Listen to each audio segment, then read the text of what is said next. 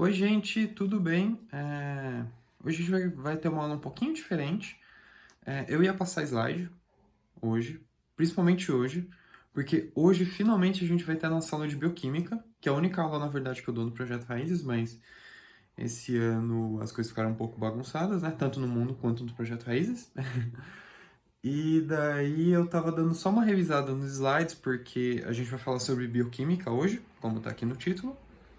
Só que eu preciso que vocês tenham alguns conhecimentos de química, e eu conversei com o pessoal de química e eles vão passar isso na próxima aula. Então eu vou passar a parte mais de química na próxima aula, e nessa aula a gente vai falar de outros temas na bioquímica, no caso hoje especificamente genética.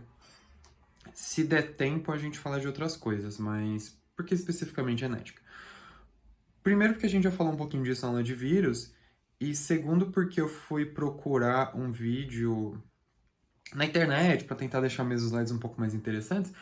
E eu vi um exemplo de aula muito legal de genética usando alguns materiais de casa mesmo. Então eu cacei algumas coisas aqui no meu quarto e no resto da casa e eu vou tentar explicar genética usando esses materiais. Acho que vai ficar uma aula bem mais dinâmica e mais interessante. E vai ficar mais fácil para vocês memorizarem. Tudo bem? Então vamos lá. Vamos lá, gente. Falar um pouquinho sobre DNA e RNA na aula de vírus. Eu não sei se vocês lembram, que eu até usei o exemplo do trem. E a gente vai retomar tudo que a gente falou naquela aula aqui e aprofundar um pouquinho mais, tudo bem? Então vamos lá. Quando a gente fala de bioquímica, a gente tem vários tipos de moléculas, né? A gente tem as proteínas, tem os lipídios, tem as enzimas, tem os açúcares, né? Que são os carboidratos, e a gente vai falar de cada um deles na próxima aula. Hoje especificamente, a gente vai falar de ácido nucleico. O que é ácido nucleico? Basicamente é RNA e DNA, tudo bem?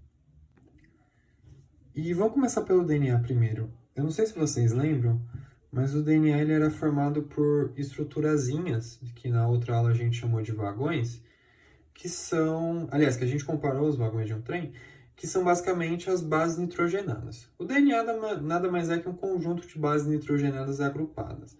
Esse conjunto de bases nitrogenadas agrupadas formam uma linha, que é o DNA. Tudo bem? E na natureza existem 4 tipos de bases nitrogenadas no DNA. Vou escrever aqui para a gente retomar. E eu preciso achar minha caneta que tá aqui. Achei. E as bases nitrogenadas basicamente que existiam e que a gente citou eram a citosina, a guanina,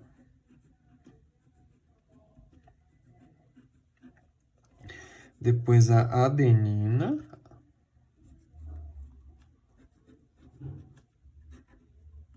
e a timina. Tudo bem? Então essas são as 4 bases nitrogenadas existentes no DNA. Opa, caiu aqui. E para ilustrar melhor isso, eu vou usar esses post-its aqui. Então eu vou usar os post-its azuis para citosina, vou colocar só um C, tá? Normalmente em genética, quando a gente está querendo mostrar uma sequência de DNA, a gente usa só a letra, tá? Para não ficar escrevendo citosina, guanina, toda hora. A guanina vai ser o nosso amarelinho aqui, o nosso G. A adenina vai ser o nosso A. E a timina vai ser o nosso T. Eu vou colar aqui do lado esse post-it só para a gente não esquecer as cores, tá bom? Então aqui, citosina, guanina, adenina e timina. Tudo bem? Essas são as 4 bases nitrogenadas existentes no DNA. Peraí, meu monitor foi aqui no meio, deixa eu puxar aqui. Pronto. Dá pra ver que é um C ali, né? E ok, e uma outra coisa que a gente falou também naquela outra ocasião é que essas bases se combinam. Não sei se vocês lembram disso. Que a adenina, ela sempre vai estar do lado de uma timina. E uma citosina sempre vai estar do lado de uma guanina, tudo bem? Isso é um padrão que o DNA sempre vai respeitar, tudo bem? Então, vamos imaginar uma fita de DNA aqui. Sempre vai ter uma citosina e do lado uma guanina. E se eu tiver uma guanina, eu sempre vou ter uma citosina do outro lado.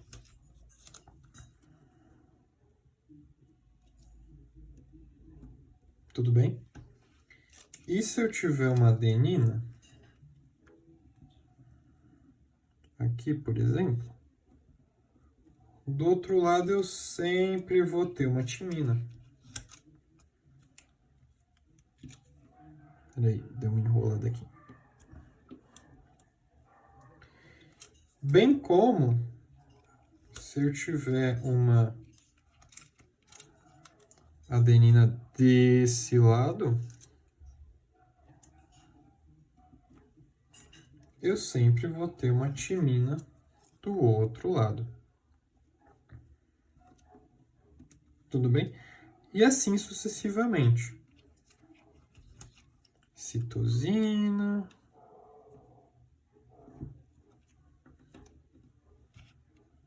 Do lado de uma guanina.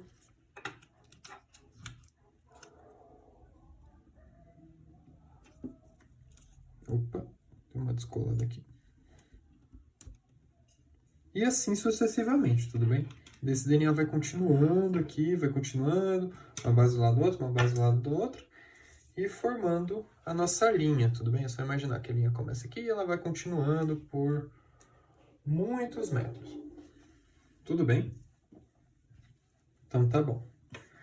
Uma outra coisa muito importante para a gente falar sobre o DNA é a questão da estrutura tridimensional dele. E para ilustrar essa estrutura tridimensional, vou usar a correia da minha guitarra aqui.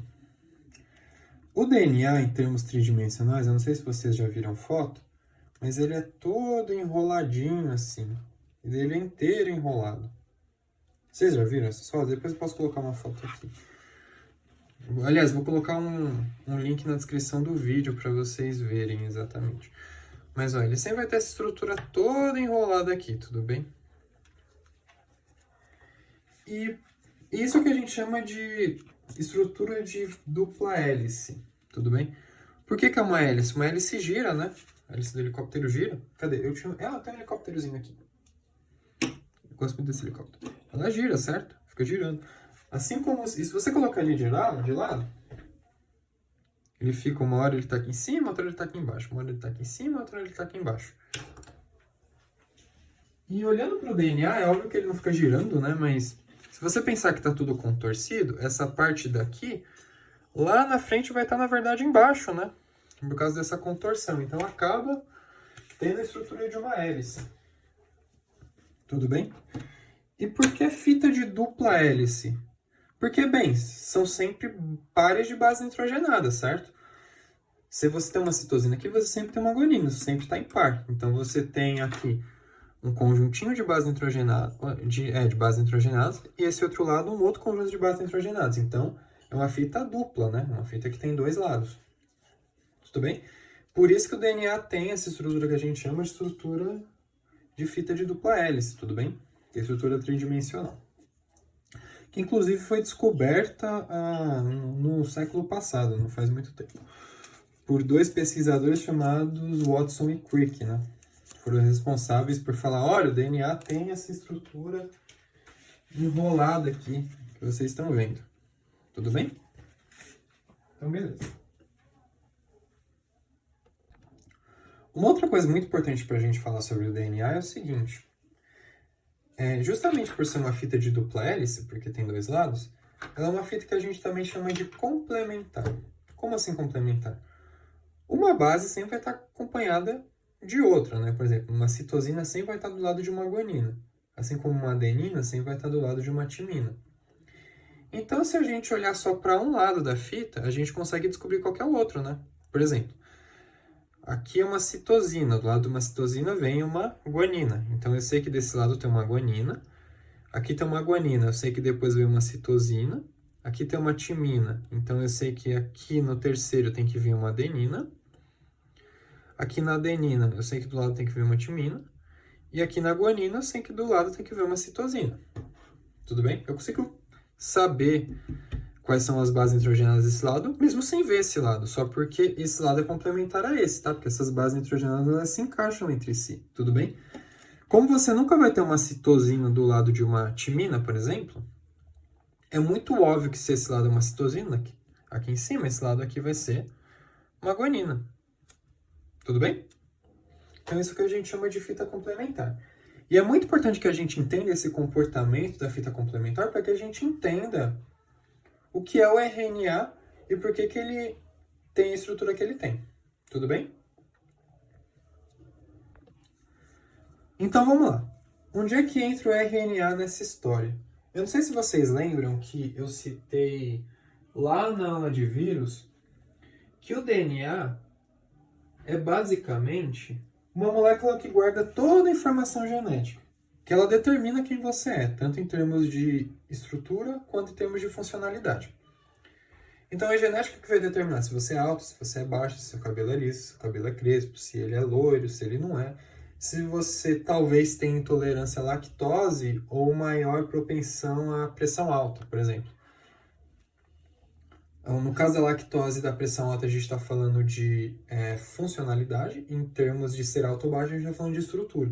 Tudo isso está definido aqui no DNA. Mas como é que é o processo de você ter essa fita aqui com essas bases nitrogenadas malucas e você ser mais alto ou mais baixo? Como é que é esse processo na prática, né? É basicamente assim. Essa sequência de bases nitrogenadas são basicamente receitas de produção de proteínas. Como assim? O organismo, a gente costuma falar em genética que isso é basicamente um código. O organismo consegue ler esse código genético e transformar isso numa proteína do seu organismo.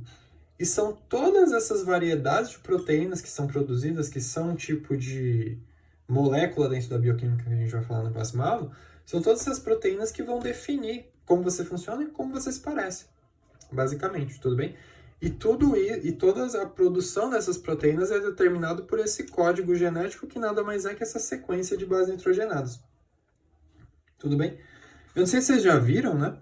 Mas em computação a gente tem os códigos binários, né? Que é basicamente uma sequência de 0, 1, 0, 1, 0, 0, 1, 0, 1, 1, 1, 0, 1. E principalmente o pessoal que trabalha com eletrônica e tudo mais usa muito esse código para programar algumas funções em uma placa ou algo do gênero. E o organismo ele vai trabalhar da mesma forma, só que em vez de usar 0 e 1, ele vai usar C, A, G, T. E toda essa sequência aqui. E diferentes combinações de bases nitrogenadas vão gerar diferentes proteínas. Tudo bem? É muito importante isso. Então, toda a variedade de proteínas que são extremamente abundantes no organismo vem dessa sequência de bases nitrogenadas. E por que eu falei da fita complementar antes de cair aqui? Porque essa é a importância do DNA.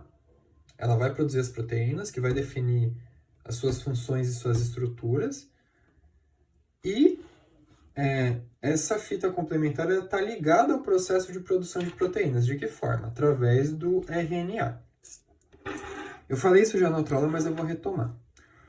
O DNA, como eu disse, ele tem o código genético que tem todas as proteínas que são importantes para definir como você se parece e como você funciona. Então, isso aqui é muito delicado, tá? Porque isso aqui é basicamente a base da vida. Basicamente a base foi ótimo. Mas enfim, vocês entenderam. Isso aqui é basicamente a vida, é o código da vida, né? É o código das coisas que você precisa para você funcionar. Então, se eu arrancar isso aqui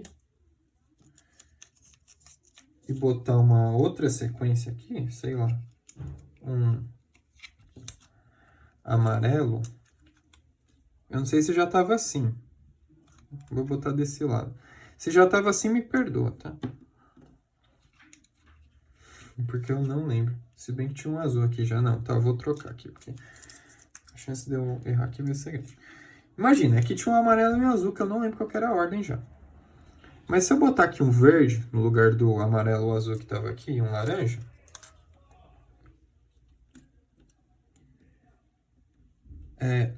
a proteína que vai ser lida aqui no código vai ser diferente, porque o código está diferente, certo?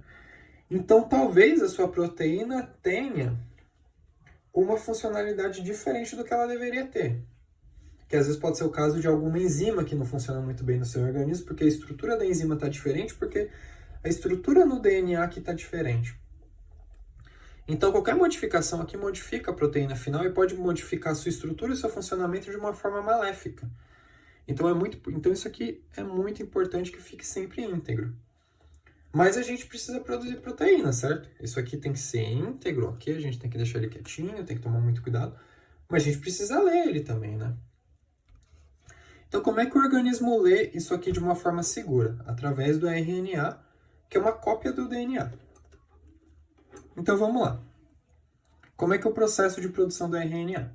Basicamente, essa sequência de bases nitrogenadas vai definir a proteína lá na frente, tudo bem? Mas, para produzir essa proteína, o organismo se baseia no RNA. Aliás, não se baseia não, o organismo usa o RNA, ele vai ler o RNA de fato. Porque se der algum problema com o RNA, é só pegar o RNA e jogar fora. E se você, sei lá, for um humano, por exemplo, você solta no xixi e vai ficar tudo bem. Agora, se der um problema aqui, no DNA, essa célula depois ela vai se dividir, né? E para fazer o processo de divisão, ela vai duplicar esse DNA. E daí, se você errar aqui, você vai fazer uma cópia errada. E essa célula vai se dividir depois em mais duas, que vai se dividindo, e esse DNA errado vai se espalhar. Então, a gente tem que tomar muito cuidado com isso. Então, a forma segura que o organismo faz é através do RNA. E como é que funciona a produção dessa cópia, que é o RNA, para depois a gente produzir a proteína? É muito simples. Isso aqui, como a gente falou, é uma fita, né, de dupla hélice, mas que é uma fita complementar. Então, o organismo vai abrir essa fita. Não sei se a cola do post-it vai aguentar eu abrir essa fita, mas a cola do DNA geralmente aguenta. Aqui, abriu o DNA.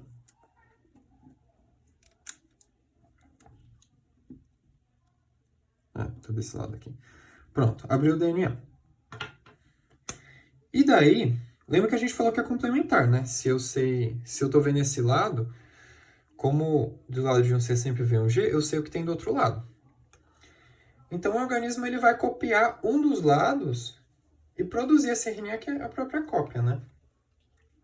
Então, vamos lá. Ele abriu aqui, agora a gente vai produzir o RNA aqui. Do lado de uma citosina vai vir uma guanina, na nossa cópia. Aqui. Não. Aí, fica aí. Do lado de uma guanina vai vir uma citosina. A cola tá soltando os braços. Aqui. Do lado da timina vai vir uma adenina. Porém, eu não sei se vocês lembram, o RNA ele tinha uma base nitrogenada que era diferente em relação ao RNA, que é a chamada uracila, que vai ser o nosso rosinha aqui. Eu vou colar ele aqui em cima para a gente não esquecer que toda uracila é rosa. Opa, não posso bagunçar o DNA, gente, é importante, senão a gente vai afetar a estrutura e funcionamento. Então vamos lá, aqui a gente tem uma adenina. Só que no RNA a gente não tem adenina, a gente tem, aliás, não tem timina, tem uracila, tudo bem? Então eu vou botar uma uracila aqui. Continua sendo complementar, tá? A uracila substitui a timina no RNA. Mas a fita, na teoria, é a mesma, né? Só mudou isso aqui. É como o nosso conceito de xerox, né? Quando a gente tira xerox de alguma coisa, a gente não tira... Às vezes a gente tira colorido, mas... Geralmente, quando é só para ler alguma coisa do gênero, a gente tira preto e branco mesmo, né? Porque daí a gente já consegue ver as vezes e tudo mais. O RNA é a mesma coisa. Tem praticamente a mesma estrutura, mas tem uma uracila lá que é diferente, bem como as nossas cores são diferentes, mas isso não afeta a leitura. O organismo entende que uma timina, que uma uracila é correspondente, não é a mesma coisa, tá? Correspondente a uma timina. Então fica tudo bem. E aqui que a gente tem uma timina, a gente tem uma adenina normalmente. Tudo bem? Então, o organismo está lá, precisa produzir proteína, ele vai abrir a fita, vai pegar um dos lados, vai gerar essa cópia aqui desse lado, que é o nosso RNA, que vai ter uma uracila aqui no lugar. Ainda bem que eu botei uma adenina aqui, esse laranjinha, porque senão não ia dar para ver a diferença, porque ia ficar igual, né? E depois que ele faz a cópia, ele tira isso aqui. Ah, aqui, tirei. Tira aqui. Tiramos. E daí depois a gente fecha o DNA de novo. A gente só abre o DNA e fecha, mas a gente não bagunça a estrutura dele, né? Claro que podem haver erros aqui, tudo bem? Mas não necessariamente na leitura, às vezes tem erros em outros processos. Sim, também pode ter erros de leitura, né? Ele trocar uma base aqui, às vezes acontece. Tudo bem? Então tá aqui. Produzimos o nosso RNA aqui. Agora, como é que é o processo? Vocês lembram a diferença entre uma célula eucarionte e uma célula procarionte? A célula eucarionte tinha um núcleo aqui, em volta desse DNA. A célula eucarionte tem esse núcleo, a célula procarionte não tem. Então, o processo de leitura é o mesmo, tanto em células procariontes quanto eucariontes, mas em células eucariontes, esse RNA vai sair do núcleo da célula e vai para o citoplasma, onde ele vai ser lido por um ribossoma. Não sei se vocês lembram que a gente falou de ribossoma na aula de citoplasma. Na aula de citoplasma não, gente, desculpa, na aula de citologia. Que a gente falou que ele era responsável pelo processo de produção de proteína, certo? Não sei se vocês lembram disso.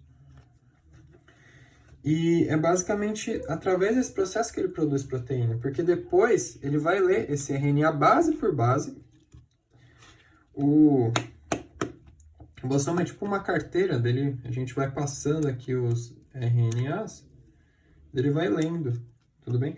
E ele consegue fazer a leitura desse código genético e transformar em uma proteína, tudo bem? Então, basicamente, ele vai lendo base por base, 1, 2, 3. Depois vai lá lendo, vai lendo, vai lendo, vai lendo. E no fim, ele consegue produzir a proteína. Tem uma questão ainda nessa leitura do ribossoma até chegar na proteína, que a gente vai falar daqui a pouco, que a gente vai entrar no conceito de aminoácido. Mas, por enquanto, para a gente acabar não saindo do foco DNA aqui, vamos nos atentar só que a gente precisa produzir proteína, abre o DNA, gera o RNA, ribossomo lê e transforma em proteína depois. Tudo bem? Dessas proteínas vão ser todas as proteínas que fazem praticamente tudo no organismo, que formam seu cabelo, que geram as enzimas digestivas. Depois você pode jogar isso aqui fora, ou reaproveitar as bases nitrogenadas. Mas no fim também o excesso disso aqui sai no xixi, então joga fora. E esse aqui é o processo de produção do RNA e de síntese proteica, basicamente partindo dessa estrutura do DNA. Tudo bem? Então, muito simples, o DNA tem o código da vida, praticamente, muito sensível. A gente precisa ler, mas a gente prefere ler a cópia para não bagunçar o DNA, porque pode ser complicado se a gente bagunçar. Então, a gente gera uma cópia, que é o RNA. Essa cópia, ela tem todas as bases nitrogenadas, exceto a timina, que é trocada por uma uracila. Tudo bem? E depois esse RNA é lido base por base pelo nosso grande ribossomo. Em células eucariontes fica no citoplasma fora do núcleo. Em células procariontes, que são as células de bactérias que a gente acabou de ver na última aula, não tem núcleo, então ele lê e já joga para o ribossomo direto, tudo bem? Mas as células procariontes ainda tem o ribossomozinho aqui. Tudo bem, gente? Então, beleza, a gente entendeu o RNA, é a cópia do DNA para o ribossomo ler e gerar proteína, para a gente manter o DNA íntegro. Mas vamos avançar um pouquinho mais sobre essa questão do DNA, tá? O DNA, como a gente falou, tem essa sequência de bases nitrogenadas, e essa sequência ela é muito grande. Ela forma uma fita, tudo bem? E essa fita é muito grande. Essa fita ela é muito grande mesmo. Só que ela é uma estrutura muito grande que precisa estar dentro de uma célula microscópica. Então, a gente precisa enrolar esse DNA em algumas estruturas para que ele caiba de uma forma compacta dentro da célula. Tudo bem? Então, você tem isso aqui. Daí você tem uma fita muito grande. Vou tirar bastante barbante aqui. Vou cortar aqui, porque o DNA não é infinito, né? Só para a gente representar. Então, vamos lá. Aqui está o nosso DNA. Vou passar um vídeo legal para vocês, gente, de uma experiência que vocês podem fazer em casa, que é basicamente de extração de DNA de morango. É muito fácil de fazer. Vou passar para vocês. E daí vocês vão ver, ao fim do experimento, quem tiver a fim de fazer, que vai ficar umas estruturazinhas assim. E vai dar para ver a olho nu isso aqui se você colocar na luz, as fitinhas de DNA do morango. É bem legal. Mas enfim, esse conjunto de bases nitrogenadas forma isso aqui. Mas como é que você faz esse negócio grande caber dentro da célula? A gente basicamente enrola, assim como a gente faz com tubos de barbante ou de linha. Tudo bem? E a gente enrola em estruturas que a gente chama de estonas. Eu estou representando uma estona aqui como um palito de dente quebrado. Em representações de desenho mesmo que as pessoas fazem, vocês vão ver na verdade que são bolinhas, né? Eu não tenho nenhuma bolinha aqui. Ah, eu tenho a bolinha aqui do meu Majin Buu. Não sei se vocês assistem mais Dragon Ball Z. Mas é uma bolinha, basicamente. É que eu não quis usar a bolinha porque é difícil de enrolar, ele fica escapando. Vou usar o palito, mas imaginem que o palito é uma bolinha.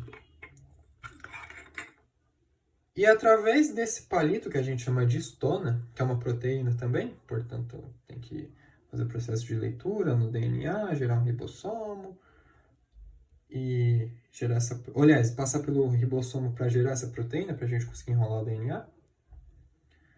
Então a gente tem essa estona aqui, que é uma proteína, e a gente vai enrolando o DNA nela. Vai enrolando, vai enrolando, vai enrolando, vai enrolando, vai enrolando, vai enrolando. E daí a gente tem várias estonas. Ficou meio folgado aqui, peraí. Aqui, tá mais firme agora. Daí a gente tem várias outras estonas que vão enrolando esse DNA. E o DNA, no fundo, é um conjunto de várias estonas. Ele está enrolado em várias estonas.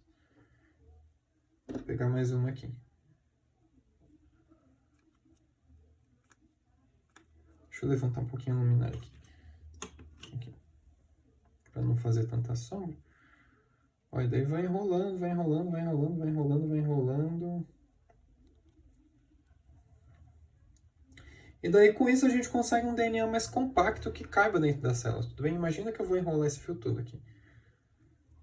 Calma aí, eu vou enrolar tudo. Fiquem aí, rapidinho. Eu não sei se isso vai ser tão fácil. Imagina, o organismo faz isso aqui sozinho.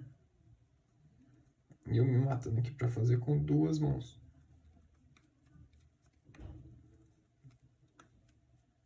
Aqui.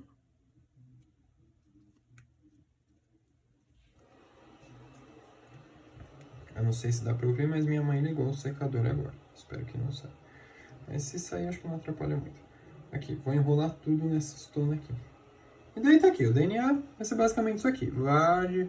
Essa fita de base nitrogenada enrolada em várias estonas. Tudo bem? É muito importante a gente saber da existência dessas estonas. E essas estonas, às vezes elas estão mais apertadinhas e às vezes elas estão mais folgadas. Tudo depende do estado da célula. Quando ela está perto de se dividir, isso aqui fica mais apertado. Quando ela não está perto de dividir, isso aqui fica mais solto. Tudo bem? Então isso aqui se chega no estado máximo de... como a gente chama? Eu não lembro o termo que a gente usa para uma coisa muito enrolada. Condensação? Acho que deve ser.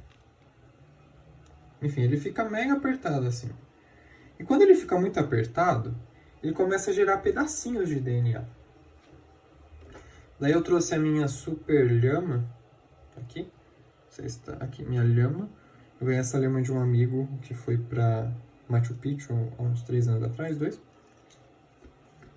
E por que eu quero usar essa lhama? Porque ela parece muito com esses pedacinhos de DNA que são formados.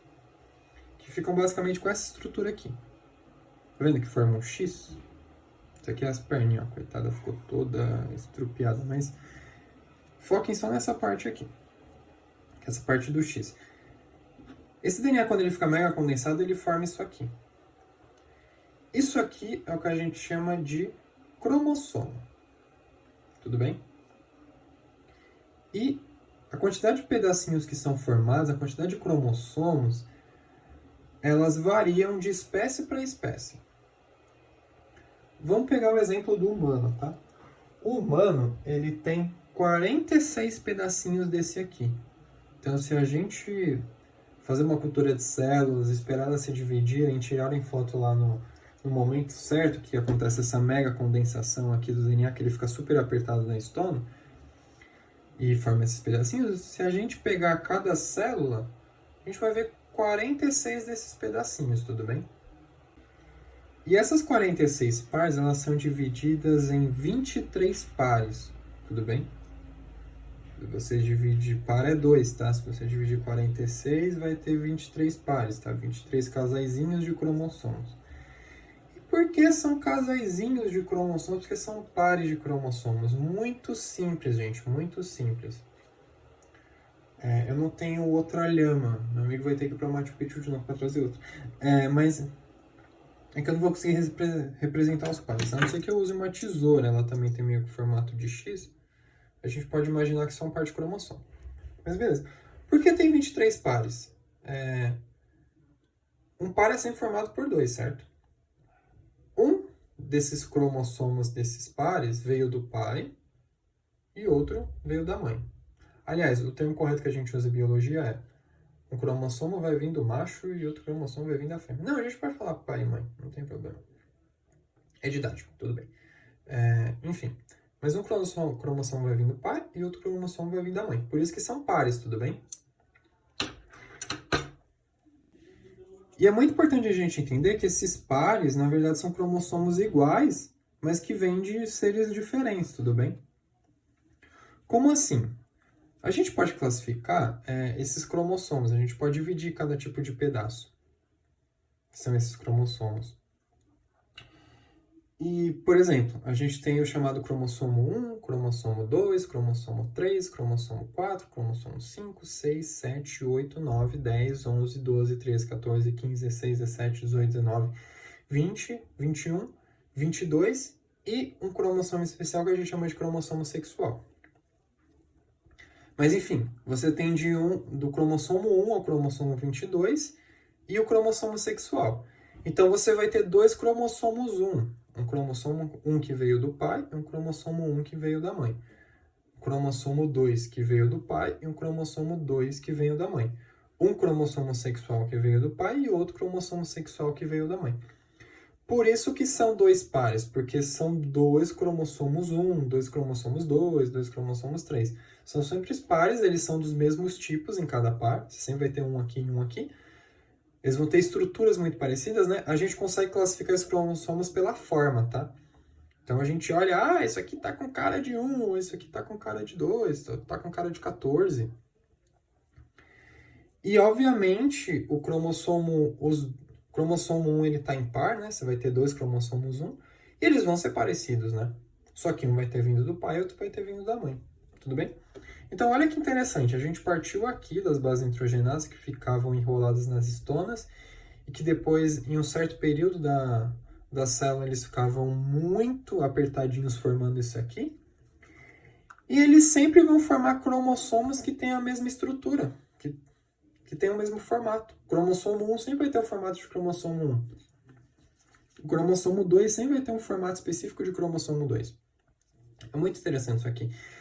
E quando não tem essa estrutura padrão, a gente tem algum tipo de problema genético, né? A gente pode ter, às vezes, um pedacinho desse cromossomo que sumiu, ou algo do gênero. E daí a gente geralmente... E, inclusive, a gente tem um exame chamado cariótipo, onde a gente pega a célula da pessoa, coloca no meio de cultura, espera o período certo lá que esse DNA fica mega condensado, pega todos os cromossomos, tira a foto e começa a tentar achar quem que é o cromossomo 1, quem que é o outro par do cromossomo 1 e tudo mais. E no fim, quando a gente olha pro conjunto de todos os cromossomos, que é o que a gente chama de cariótipo, a gente vai olhando o formato de cada cromossomo, de cada parte do cromossomo, né? O formato do cromossomo 1, o formato do cromossomo 2, o formato do cromossomo 3, e através desses formatos a gente consegue diagnosticar doenças, né? Então, tá faltando um pedacinho do cromossomo tal. Então, quer dizer que tal pessoa tem tal doença genética e tudo mais. E outra coisa é que... Deixa eu abrir aqui a minha lhama de novo. Coitada da minha lhama, não vai ser a mesma depois dessa aula. Mas enfim, tá aqui o nosso cromossomo. Eu vou mandar foto de um cariótipo para vocês verem. Mas enfim, você tem esse cromossomo aqui. Além de você ter partes faltando, às vezes pode acontecer de você não ter pares de cromossomos. Por exemplo, existe a famosa trissomia do 21, mais conhecida como síndrome de Down, que é basicamente isso. O que é a trissomia? Em vez de você ter 2 cromossomos 21, você tem 3 cromossomos 21. Então lembra que eu falei que cada cromossomo cada tipo de cromossomo vai ter uma estrutura específica? Então você vai fazer o cariótipo da pessoa e você vê que na verdade tem 3 cromossomos que são muito parecidos com a estrutura do 21. E a partir daí você diagnostica geneticamente que a pessoa está com síndrome de Down, por causa dessa trissomia do 21. Naturalmente, isso são pares, mas por algum motivo, durante o processo de divisão celular e tudo mais, de produção de gametos sexuais, que a gente vai falar daqui a pouco, essa pessoa ficou com 3 cromossomos 21, e daí a gente tem esses sintomas característicos, né, da síndrome de Down. Tudo bem? Então, isso é muito importante. A gente tem os cromossomos, são 23 pares. A gente classifica eles de 1 a 22 e tem o cromossomo sexual, que ele é especial, que a gente vai falar dele daqui a pouquinho. E a gente tem estruturas específicas para cada cromossomo, tem estrutura específica do cromossomo 1, estrutura específica do cromossomo 2, que na verdade é o formato dele. Tem uns que são menorzinhos, tem uns que são maiores, né? Por exemplo, eu tô até com uma imagem aqui aberta, eu vou colocar para vocês. O cromossomo 22 ele é muito pequenininho, ele é só essa parte de baixo aqui. Tudo bem? Já o cromossomo 2 ele é gigantesco. Ele é a nossa lhama completa aqui, tudo bem? E quando a gente tem alguma variação nessa estrutura, a gente tem algum tipo de problema genético, mas a gente também pode ter algum tipo de problema genético quando a gente tem a quebra dessa regra de sempre ter pares de cromossomos, né? Quando a gente tem as famosas trissomias, né? Tudo bem? Agora, beleza, eu vou deixar minha lhaminha aqui, vocês já entenderam o que é um cromossomo, espero eu, e tudo mais. Agora, vamos falar do cromossomo sexual. Eu disse que os cromossomos são 23 pares, né? São classificados de 1 a 22. E você tem aquele outro cromossomo especial que é o cromossomo sexual, que é ele que determina qual que é o sexo biológico do indivíduo, né? Então, a gente tem 2 tipos básicos de cromossomo sexual. A gente tem o cromossomo X e o cromossomo Y. Qual que é a diferença entre eles? De novo, a mesma coisa dos outros, o formato. Você olha para esse, nossa, esse aqui tem formato de cromossomo X e aquele tem formato de cromossomo Y. E o cromossomo Y, na verdade, ele é bem pequenininho. Ele é tipo, sei lá, a tampa da caneta, sabe? É só um pauzinho assim, se você olhar.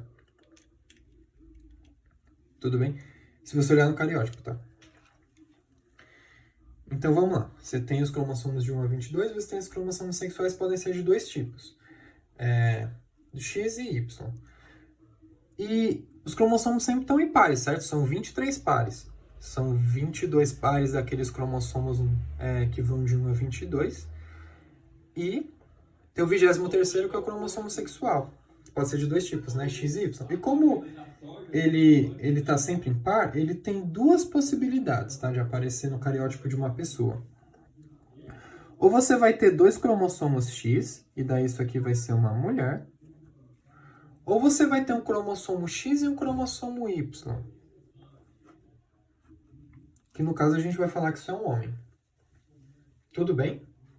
Então, XX mulher, XY homem. Tudo bem? Cromossomos sexuais, 2 tipos, e tem essas combinações aqui. Beleza? Ah, mas por que não tem Y e Y? Vocês vão entender por que agora. Ó, gente, imaginem que isso aqui são os cromossomos de uma célula. Tudo bem? Eles estão em 23 pares, né? Eu tentei agrupar em pares aqui, eu só não fiz 23 porque ia demorar muito tempo. E daí ia acabar deixando a aula um pouquinho mais complicada de fazer e também de separar aqui, quando a gente for separar. Tudo bem? Então imagine que eu tenho 23 pares aqui. Aqui eu tenho meus pares de cromossomos, tá? Então aqui eu tenho o cromossomo 1, o cromossomo 2, o cromossomo 3, o 4, o 5. Estão em pares, tá? Então são 2 5, 2 6, 2 7, 2 8, 2 9, 2 10, 2 11, 2 12, assim sucessivamente até o 22. E por último a gente tem o cromossomo sexual. Tudo bem? Quando a célula, aliás, quando a célula não, quando o organismo vai produzir os chamados gametas sexuais, que são basicamente os óvulos e espermatozoides, os cromossomos são divididos. Os pares de cromossomos são separados. Como assim? Eu falei que a célula de um humano tem 46 cromossomos, sendo 23 pares, tudo bem?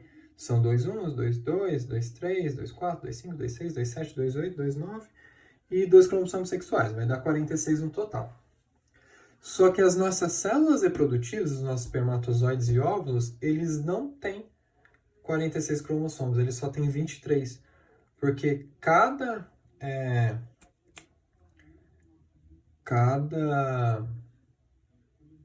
óvulo, cada espermatozoide, você vai ficar com um dos cromossomos do par, a gente vai separar. Então, imagine que isso aqui é uma célula, tem 43 cromossomos. Essa célula, imagine que ela está, sei lá, no ovário de uma menina, alguma coisa do gênero, isso precisa virar um óvulo. No processo de transformação de uma célula que a gente chama de somática para um óvulo de fato, você tem que dividir esse DNA. Então, a célula divide os pares.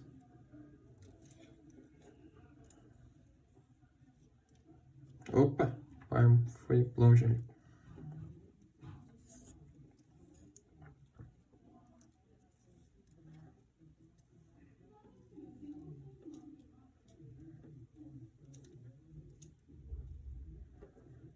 Não sei se eu dividi certo, mas enfim. Vocês entenderam, né? Vai ter os parezinhos, eles vão ser divididos. Então, isso aqui vai virar um óvulo, isso aqui vai virar outro óvulo. E cada óvulo vai ter 23 cromossomos só, não vai ter o par completo. Então, por que que nunca vai existir uma pessoa com 2 cromossomos sexuais do tipo Y? Não sei se vocês lembram, mas a mulher, ela só tem XX, certo? Deixa eu pegar aqui meu caderninho. A mulher sempre vai ter XX. E o homem sempre vai ter XY. Quando ocorre essa divisão daqui de cima, a mulher, por exemplo, o óvulo, ela vai produzir um óvulo com X, e o outro óvulo ela só vai conseguir produzir com X também. Enquanto o homem vai produzir um com X e o outro com Y. Como isso aqui é um cruzamento, eu vou ter que pegar um daqui e um daqui, e esse lado nunca vai ter Y, eu nunca vou ter um caso de ter 2Y, porque a mulher nunca vai ter Y, tudo bem? Então, sempre, independente se você é homem ou mulher, você sempre vai ter pelo menos um X, porque a mulher sempre vai ter 2X, então ela só consegue dar X. E o que a mulher dá de cromossomo sexual sempre vai ser X, mas o homem ele pode dar um X ou um Y. Então, portanto, é correto que a gente afirme que é o homem que determina, entre aspas, o sexo do bebê, porque é o espermatozoide que porque é o espermatozoide aqui que vai chegar no óvulo da mulher e é o cromossomo sexual aqui dentro que vai determinar se ele é homem ou se ele é mulher. Se o cromossomo vencedor for um cromossomo X, a gente vai ter XX, portanto vai ter uma menina. E se o cromossomo vencedor for um Y, a gente vai ter um XY. Portanto, isso vai ser um homem. Tudo bem? Claro que assim, gente, esse processo de divisão aqui acontece alguns problemas, incluindo aqueles que, por exemplo, causam a trissomia do 21, e você pode ter um problema, inclusive, aqui, nos cromossomos sexuais. Do cara ficar com 3 cromossomos sexuais, 2X e 1Y, por exemplo, algo do gênero. Existem alguns tipos de mutações de cromossomos que elas são fatais e futuramente o organismo da mulher vai gerar um aborto espontâneo disso. Porque algumas combinações de cromossomos não são viáveis. A trissomia do 21 causa síndrome de Down, mas a pessoa pode ter uma vida muito longínqua apesar disso. Agora, alguns tipos de combinações, elas vão gerar bebês que futuramente, na verdade, vão falecer. Antes do próprio parto, né? Vai ocorrer um aborto espontâneo. Tudo bem? Inclusive, eu acho que a Carol já falou sobre esse processo de divisão celular e tudo mais. Ela deve ter falado da mitose e da meiose. Qual que é a diferença entre as duas? Vamos retomar. A meiose é esse processo de produção de gametas sexuais, onde você vai ter a separação dos pares de cromossomos. Um par vai ficar num espermatozoide, o outro par vai ficar no outro espermatozoide. No caso do homem, um espermatozoide vai ficar com X, o outro vai ficar com Y. Um vai ter uma mulher engatilhada, o outro vai ter um homem engatilhado, né? Falta só chegar no óvulo. E no processo de mitose, esse processo vai ser o processo de meiose, né? Que vai causar a separação. No processo de mitose, a gente vai ter a duplicação completa do DNA para a geração de outra célula, que é o nosso processo natural de divisão celular, que é super comum no nosso organismo. Inclusive tem um tempo estimado lá que eu não lembro agora, que é o tempo que demora para você renovar todas as células do seu organismo. Isso acontece de X em X tempos. Por quê? Porque você tem essa célula aqui que vai se dividir e formar uma nova, e futuramente essas células mais velhas vão sendo removidas do organismo. Vão sendo destroçadas, uma parte dos materiais orgânicos ali talvez eles sejam reaproveitáveis, outros saem pela urina e tudo mais. Tudo bem? Então, processo de meiose, processo de formação de gametas sexuais, separação dos pares de cromossomos. E mitose é a duplicação total dos 46 cromossomos. Os pares não são separados para a formação de uma nova célula. É muito legal a gente falar disso aqui, porque além da gente falar de reprodução e falar da questão do sexo, a gente vai falar também sobre câncer, por exemplo. Porque o que é o câncer, né? O câncer é quando o organismo perde o controle da divisão celular. Essas células elas começam a se dividir de uma forma descontrolada. E daí, quando ela vai fazer o processo de duplicação desses 46 cromossomos, ela começa a trocar a base nitrogenada de lugar e começa a bagunçar o DNA. E como ela está num processo muito maluco de divisão celular, esse DNA bagunçado vai se espalhando, né? E cada vez mais a célula vai ficando mais descontrolada e bagunçando mais o DNA, até que vira um processo, às vezes, descontrolado, né? E por isso, às vezes, a gente faz esses processos de quimioterapia e radioterapia, que é basicamente para matar essas células que estão se dividindo de uma forma descontrolada e estão com DNA defeituoso para que isso não se espalhe. A gente mata essas células e acaba o processo. O problema é quando isso fica muito complexo, a gente perde o controle e daí a gente acaba não tendo mais tratamentos eficazes e é aquele momento que o tumor se espalha pelo corpo do indivíduo. Tudo bem? Oi, gente, tudo bem? Eu tenho 5 minutos, então eu vou usar esses 5 minutos para falar um pouquinho sobre... Aliás, mostrar alguns cariótipos para vocês, tudo bem? Eu vou apresentar aqui. O primeiro cariótipo que eu quero mostrar é o cariótipo do sexo masculino, tudo bem? Ou seja, o cariótipo de um indivíduo masculino. Como eu disse, o que é o cariótipo? Você pega as células, você coloca no meio de cultura, elas vão começar a se dividir. Quando estiver próximo do processo de divisão, esse DNA vai estar mega condensado, e que nem aquele processo que eu mostrei com a minha lhama. Nesse momento a gente vai lá com o microscópio, tira uma foto e monta os pedacinhos de cromossomo para a gente analisar como é que está organizado o DNA desse indivíduo. Aqui no caso a gente tem um indivíduo saudável do sexo masculino. Por que é do sexo masculino? Porque tem cromossomo Y, tudo bem? E os outros cromossomos... uma coisa que eu esqueci de falar. Os cromossomos que vão de 1 a 22 a gente chama de cromossomos autossômicos, tudo bem? E o último parzinho ali, X e Y, ou X e X, a gente chama de cromossomos sexuais, tudo bem? Então, os cromossomos autossômicos aqui estão em pares, tudo bonitinho, e os sexuais também, só que um X e um Y, caracterizando o indivíduo do sexo masculino, tudo bem? O próximo cariótipo que eu quero mostrar é do sexo feminino. Como a gente pode ver também, os cromossomos autossômicos, que são aqueles que vão de 1 a 22, eles estão saudáveis, eles estão em pares. Eu falo saudáveis, mas você pode ter alguma perda de pedaço, alguma coisa do gênero, mas não é o caso aqui, tudo bem? Em alguns casos a gente consegue ver exatamente que o cromossomo está faltando um pedaço, né? Mas aqui a gente considera que é um indivíduo saudável. E como a gente pode ver, não tem cromossomo Y, tudo bem? Só tem 2 cromossomos X, que é o característico do sexo feminino, tudo bem? Agora vamos dar uma olhada no cariótipo da síndrome de Down, que a gente já falou na aula.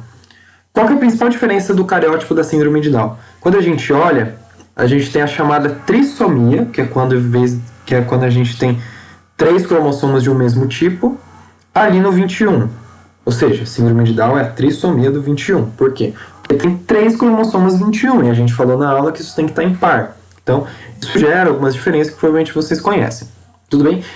Detalhe, esse indivíduo é do sexo feminino, porque tem 2x. Tudo bem?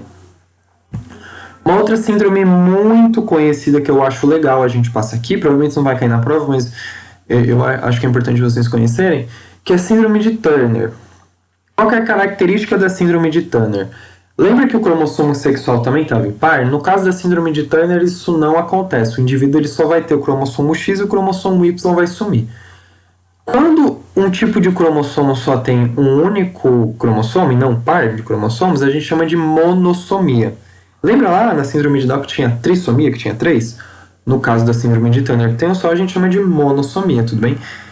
E uma coisa muito importante para dizer é o seguinte, que o único lugar que pode ter monossomia é nos cromossomos sexuais. Se ocorrer, por exemplo, de você só ter um cromossomo do tipo 1, ou só um cromossomo do tipo 2, ou só um cromossomo do tipo 3, isso até chegar no 22, em qualquer um dos cromossomos autossômicos, a gente não vai ter o indivíduo viável, tudo bem? Em algum momento vai ocorrer um aborto espontâneo, porque essa formação genética não é viável, tudo bem? Outra síndrome importante, e a última que a gente vai falar aqui, é a síndrome de Klinefelter. E é muito interessante isso aqui, porque a gente fala que o cariótipo saudável ele tem 46 cromossomos, certo? No caso da síndrome de Down, a gente vai ter 47. No caso da síndrome de Turner, a gente vai ter 45, porque não tem um dos cromossomos sexuais. E no caso da síndrome de Klinefelter, a gente também vai ter 47, só que qual que é a diferença? A gente vai ter 2 cromossomos do tipo X, tudo bem? Enquanto que a gente viu que no caso saudável, a gente tem o X e o Y no caso de um indivíduo masculino. Tudo bem, gente? Opa, tô dando spoiler pra próxima aula. Tudo bem? Então é isso, obrigado, tchau.